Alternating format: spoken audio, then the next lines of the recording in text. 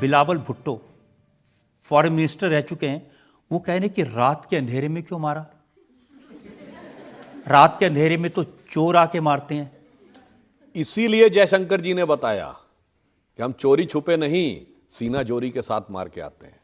और किसको मारा? किसी को नहीं मारा, सिर्फ आतंकवादियों को मारा।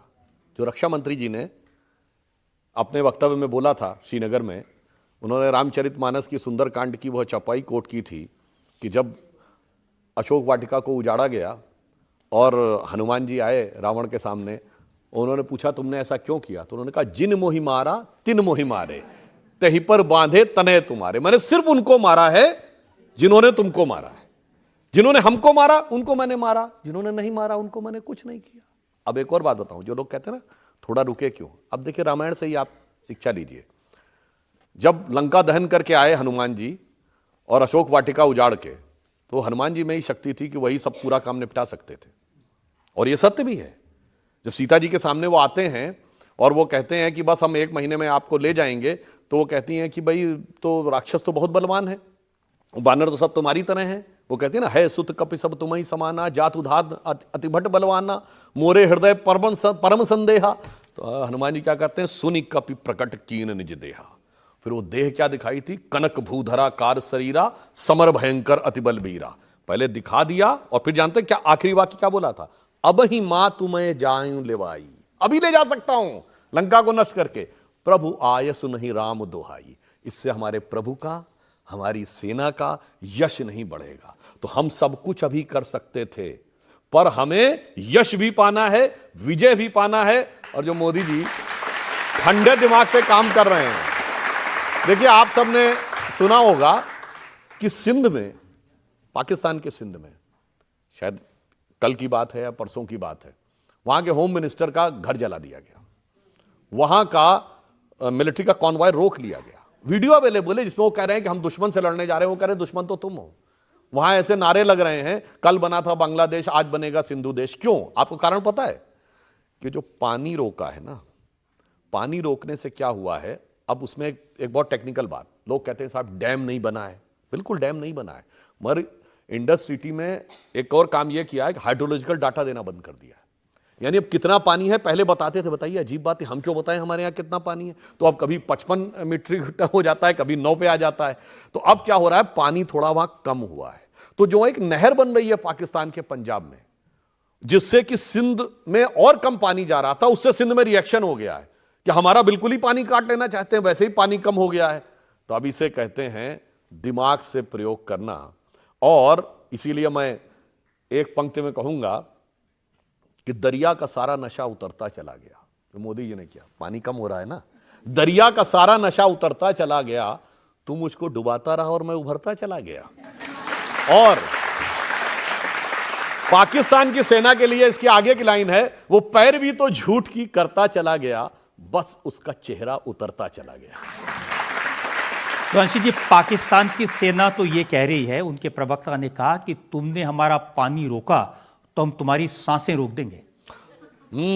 ये देखिए, और ये हाफिज सईद ने कहा है उसके हाथ। यानी देखिए कोई अंतर नहीं है। जो पाकिस्तान की सेना के प्रवक्ता हैं, उनका नाम है अहमद शरीफ, पर वो कितने शरीफ हैं कि उनके पिताजी वालिद वो यूनाइटेड नेशन सिक्योरिटी काउंसिल से डिजिग्नेटेड टेररिस्ट हैं, क्योंकि सन 2000 में उन्होंने ओसामा बिन लादेन को न्यूक्लियर टेक्नोलॉजी देने का प्रयास किया।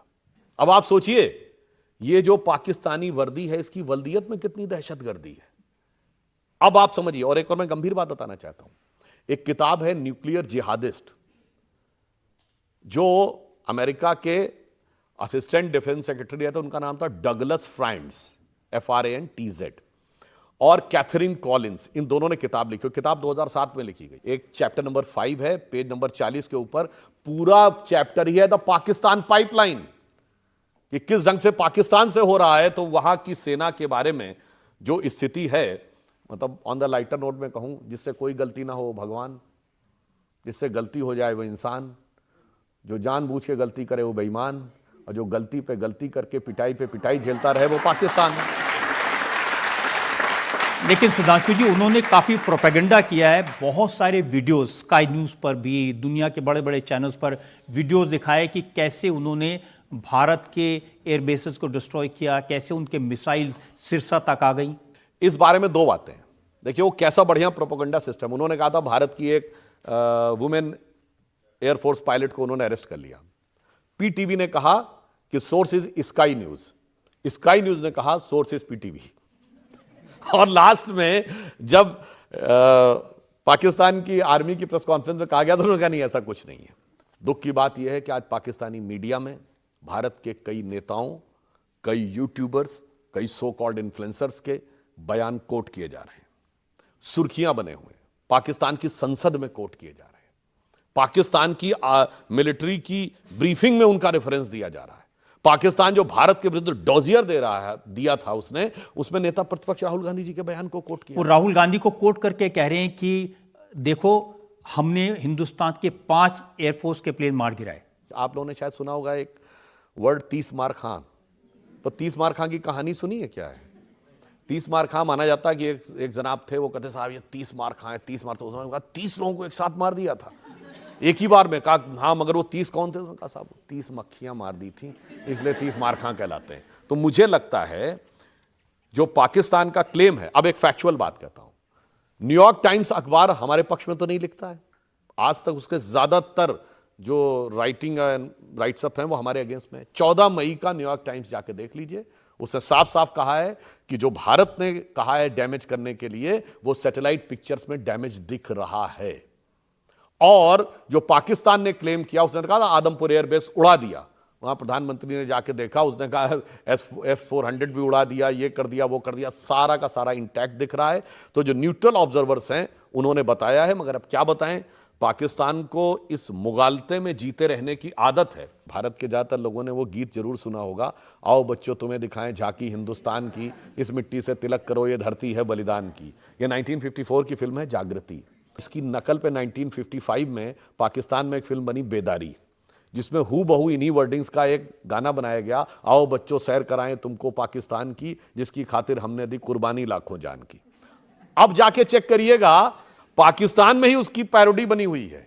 वो कहते हैं आओ बच्चों सैर कराएं तुमको पाकिस्तान की, यहां तो क्लाशनिकोव भी मिलती है अब कीमत में नान की। फिर आगे कहता है आओ बच्चों सैर कराएं तुमको पाकिस्तान की, ना बिजली ना पानी है और ना हिफाजत जान की।